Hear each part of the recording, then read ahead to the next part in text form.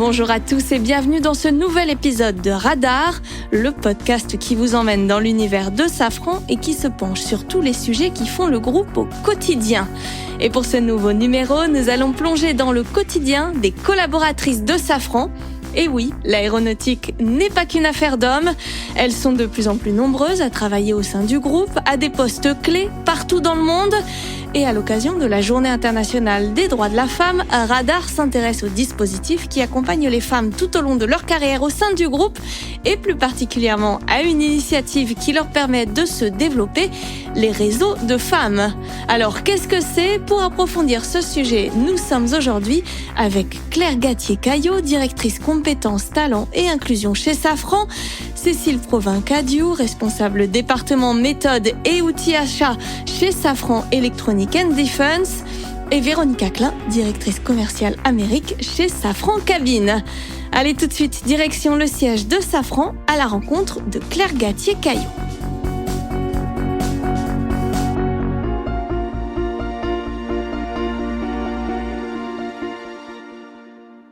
Bonjour Claire Gattier-Caillot. Bonjour. Vous êtes directrice compétences, talents et inclusion de Safran et nous allons évoquer avec vous le sujet des femmes dans le groupe. Avant de toute chose, quelle part des effectifs représentent ces femmes ? Sont-elles finalement si peu nombreuses qu'on aurait tendance à le croire dans l'aéronautique ? Alors, en effet, la féminisation des effectifs, c'est un vrai sujet dans l'industrie aéronautique et Safran n'échappe pas à la règle. Peut-être quelques chiffres déjà pour illustrer le sujet au sein de notre groupe. Fin 2023, les femmes représentaient 29,3% de nos effectifs dans le monde. Alors, on a une dynamique de recrutement très positive qui va nous aider en termes de féminisation, avec, pour être précise, plus de 36% des femmes dans nos recrutements l'an dernier. Pour autant, si on se focalise sur nos managers et nos dirigeants, il est clair que le challenge est encore fort. Et pour être là encore peut-être précise avec des chiffres, quand on parle de nos femmes cadres dirigeantes chez Safran dans le monde, on est autour de 20%. Qu'est-ce qui explique ça, Claire Gattier-Caillot ?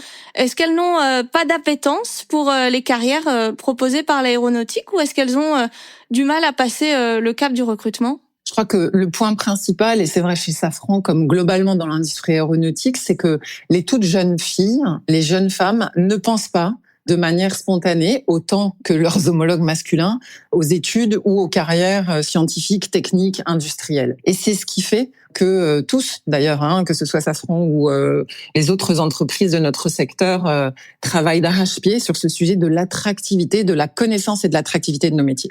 Vous pouvez nous donner quelques exemples d'initiatives en faveur de la mixité professionnelle chez Safran ? Il y a effectivement de très nombreuses actions qui sont menées par le groupe ou au sein du groupe. Alors, je ne vais pas tenter de toutes les citer, je pourrais peut-être évoquer l'engagement de très nombreux collaborateurs et collaboratrices pour aller à la rencontre de collégiennes, de lycéennes, d'étudiantes et leur parler le plus tôt possible de nos métiers, leur donner envie d'embrasser des carrières scientifiques et techniques. Et puis, à l'intérieur du groupe, je pourrais peut-être prendre l'illustration d'actions de sensibilisation au biais inconscient, par exemple, ou à la lutte contre le sexisme ordinaire, mais aussi des programmes de développement personnel, de mentoring, et puis sur le terrain, des initiatives de type le développement des réseaux de femmes.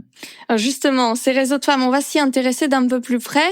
Les collaboratrices ont ressenti le besoin de se retrouver, alors pour échanger, pour s'informer, pour partager également leurs expériences. Est-ce que vous pouvez nous en dire un peu plus sur cette initiative ? Alors, vous le dites très bien, les femmes expriment le besoin d'échanger. Elles ont envie de se retrouver dans un cadre bienveillant pour partager leur vision, leurs expériences, leurs questionnements, pour se challenger, etc. Ça, c'est un point clé qui s'est exprimé il y a déjà finalement assez longtemps. Et si on refait un tout petit peu d'histoire, le premier réseau, Women at Safran, s'est développé il y a pas loin d'une dizaine d'années au niveau du siège du groupe, sous l'impulsion de 4 de nos dirigeantes. Et depuis environ 5 ans, je crois, on a de nouvelles formes de réseaux qui se sont progressivement développées. Alors c'est vrai dans différentes zones géographiques. Je pourrais citer les US, le UK, en Chine ou sur le bassin toulousain. Et puis aussi au sein de plusieurs de nos sociétés. Et en fait, ce qu'on voit, c'est que si leur objectif premier reste souvent le même, ces réseaux, ils intègrent de nouvelles attentes, ils proposent de nouvelles modalités ou de nouveaux formats.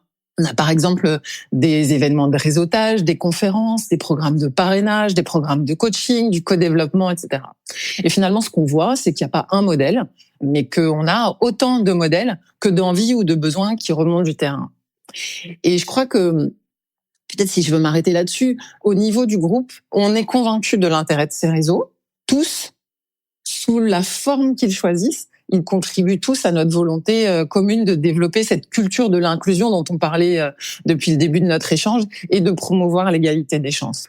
Merci Claire Gattier-Caillot pour toutes ces précisions.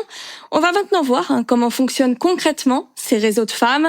Pour cela, traversons l'Atlantique, direction le Texas, à la découverte du réseau Women at Safran et de sa dirigeante Véronique Acklin. Bonjour Véronique Acklin. Vous êtes directrice commerciale chez Safran Cabine et également à la tête de Women at Safran Nord-Amérique qui regroupe les États-Unis, le Canada et le Mexique. Est-ce que vous pouvez nous présenter Women at Safran et ses différentes actions ?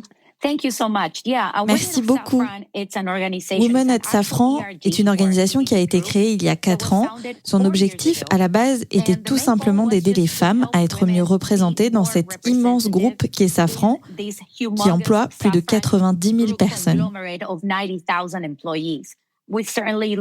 Nous faisons en sorte de les mettre davantage en valeur, de les aider à obtenir des promotions et à réaliser qu'elles peuvent travailler dans d'autres divisions et évoluer.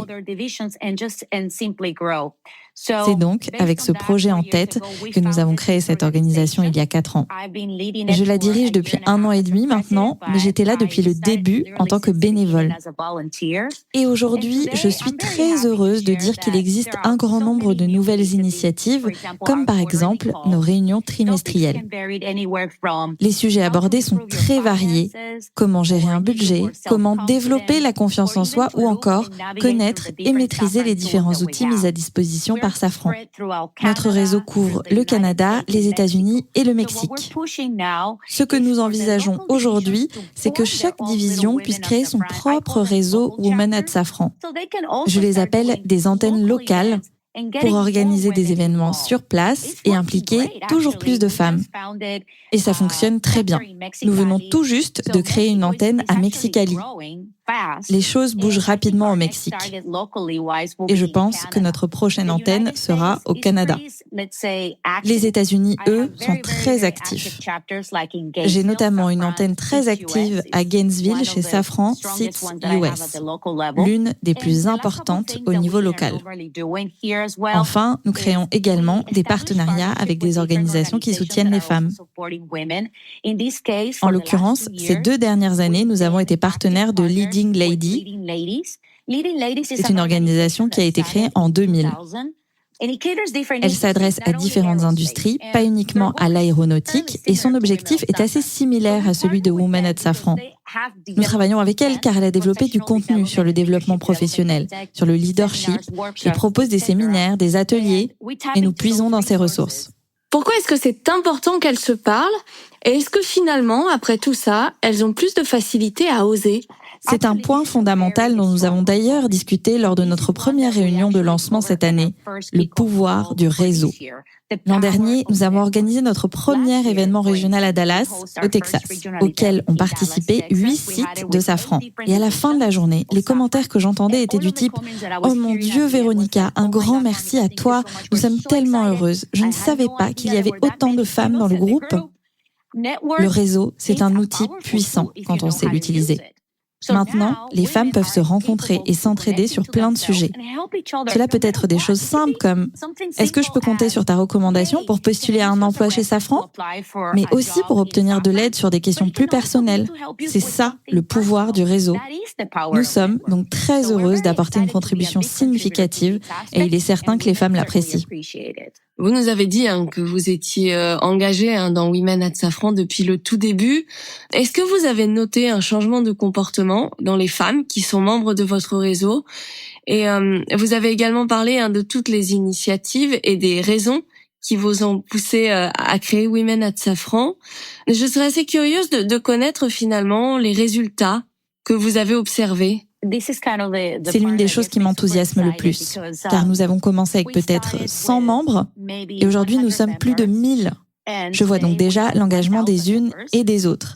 J'ai également remarqué que les femmes craignent moins d'aborder tous les sujets auxquels elles pensent. Et elles ont le sentiment dans cette zone de confort de pouvoir parler en toute sécurité de leurs combats, de leurs difficultés, de leurs préoccupations, de leurs objectifs et leurs aspirations.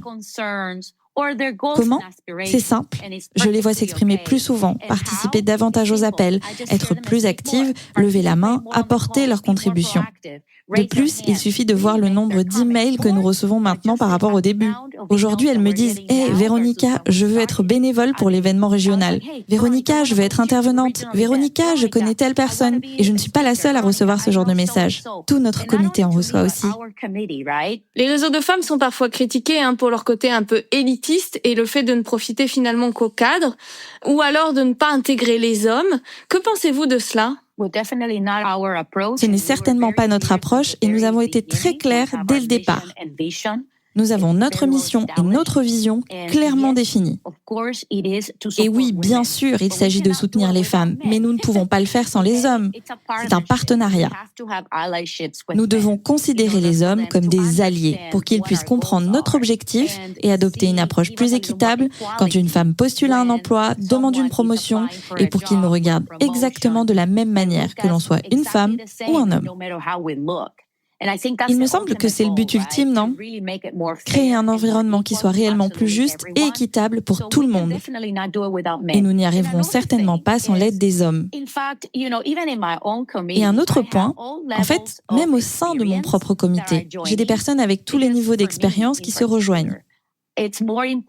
Parce que personnellement, j'accorde plus d'importance à quelqu'un qui souhaite vraiment apporter son soutien, sa contribution, de faire partie de quelque chose, qu'un joli CV ou un titre prestigieux. Donc avec moi, dans mon comité, j'ai des femmes qui ont commencé leur carrière ou rejoint le groupe il y a 1 an seulement. Mais leur souhait ou leur envie de participer à quelque chose de plus grand qui a du sens est bel et bien là. Alors, je leur donne leur chance. Et c'est la même chose pour nos membres. Nous comptons donc plus de 1000 membres qui viennent de partout. Certaines travaillent dans des ateliers, d'autres occupent des postes de VP. Ce n'est pas un problème. Merci Véronica Klein pour cette belle découverte. Et en France, alors, comment s'organisent ces réseaux de femmes ? En route pour les bureaux de Safran Electronics and Defense pour y retrouver Cécile Provin-Cadiou. Elle est dirigeante du cercle d'Athéna. En route. Bonjour Cécile Provin-Cadiou. Bonjour Johanna. Vous êtes responsable département méthodes et outils aux achats chez Safran Electronics and Defense, que l'on appelle plus communément SED dans le groupe. Vous êtes également l'une des fondatrices de ce cercle d'Athéna. Est-ce que vous pouvez nous présenter un peu ce cercle ? Bien sûr. En 2022, il y a eu des échanges qui s'appelaient Women's Voices et qui a fait ressortir justement ce besoin d'avoir un échange de partage et de networking dédié aux femmes. Donc, on s'est posé plein de questions. On s'est regroupé, j'irais, avec 2 autres femmes. Et en septembre 2023, dans la continuité des actions de sensibilisation sur la diversité et l'inclusion, nous avons co-créé le Cercle d'Athéna et bien sûr avec l'aide des ressources humaines. Alors, ce cercle, vous l'avez dit, il est là pour échanger, pour s'informer, pour partager. Et pourtant, vous lui avez donné le nom de la déesse de la guerre. C'est un peu surprenant. Qu'est-ce qui explique ce choix ? On a retenu Athéna parce que c'était une figure forte de la mythologie grecque, mais aussi un symbole de raison, de sagesse et d'intelligence. Et on voulait être plus forte tout ensemble. Donc, les objectifs du Cercle d'Athéna, c'est d'offrir à toutes les femmes de SED un espace d'échange basé sur la proximité, l'entraide, le partage, avec une notion de confiance, d'écoute, dans le but d'accentuer le développement et l'épanouissement personnel et professionnel, bien évidemment. Le Cercle d'Athéna souhaite donner aux femmes l'envie d'oser. C'est ça l'élément quasiment le plus important.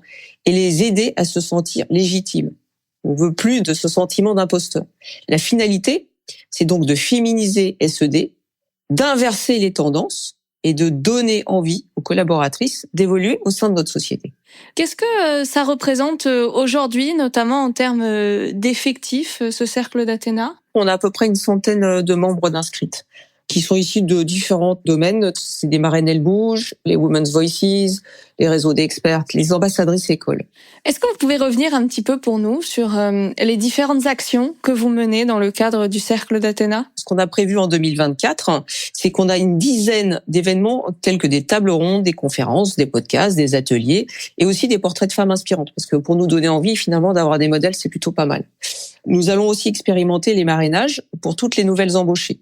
On se fait aider du Curiosity Club, qui est une organisation qui agit pour l'égalité des hommes et des femmes et qui nous aide à développer le réseau. Et aussi de Bicom, qui est notre organisation interne qui aide au développement personnel. On vient de voir quels étaient vos objectifs avec ce réseau de femmes Safran. Quels bénéfices vous constatez aujourd'hui sur ces membres ? Ce type d'espace, en fait, il est nécessaire pour partager des clés, pour faire face aux enjeux d'évolution professionnelle, mais aussi de développer nos soft skills et d'être informés par les bons petits plans, etc., entre nous, des opportunités de carrière au sein de notre organisation. Et aussi, et moi ça m'a servi en l'occurrence, de connaître les outils qui sont mis à notre disposition, tels que Talent Boost, pour pouvoir progresser au sein de Safran. Donc pour résumer, cette communauté doit nous permettre de gagner en confiance et de trouver l'inspiration au travers de toutes nos animations pour donner envie aux femmes. Je rappelle, ce réseau promeut l'entraide, l'évolution professionnelle, on l'a bien compris, la progression de la femme au sein de Safran et en particulier de Safran Électronique et Défense, et de mieux vivre ensemble. Et ce point de mieux vivre ensemble, il est super important.